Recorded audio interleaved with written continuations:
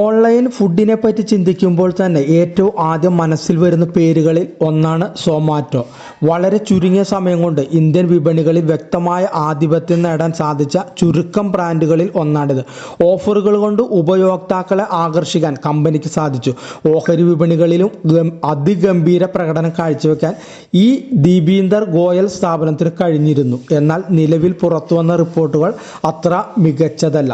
ശതകോടീശ്വരനായ Deepinder ഗോയലിന്റെ food tech unicorn സൊമാറ്റോയ്ക്ക് കാലിടറുന്നു എന്ന് സംശയം ശക്തമാക്കുകയാണ്.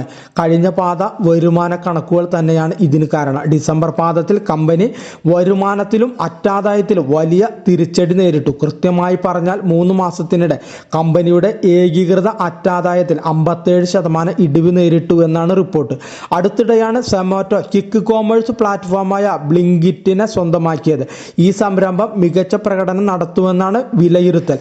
ഭാവിയുടെ ബിസിനസ്സായാണ് ഇതിനെ പലരും നോക്കി കാണുന്നത്.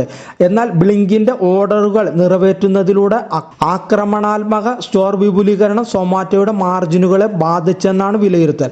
ഏറ്റവും പുതിയ റിപ്പോർട്ടുകൾ പ്രകാരം ഡിസംബർ പാദത്തിൽ സൊമാറ്റോയുടെ അറ്റാദായം 59 കോടി രൂപ മാത്രമാണ്. കഴിഞ്ഞ വർഷം ഇതേ സമയത്ത് ഇത് 138 കോടി രൂപ ആയിരുന്നു എന്ന് ഓർക്കണം.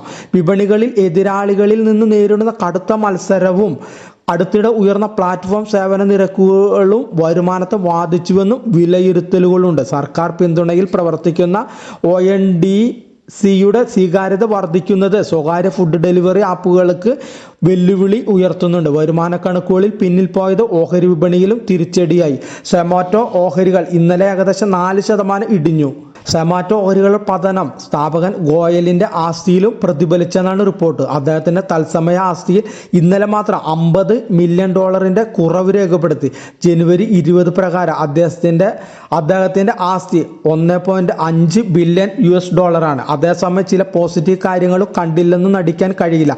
ഫുഡ് ഡെലിവറിയിൽ പാദത്തിൽ 2%, വർഷാവർഷം 17% വളർച്ച കൈവരിച്ചതായി കമ്പനി ഓഹരി ഉടമകൾക്ക് അയച്ച കത്തിൽ വ്യക്തമാക്കി.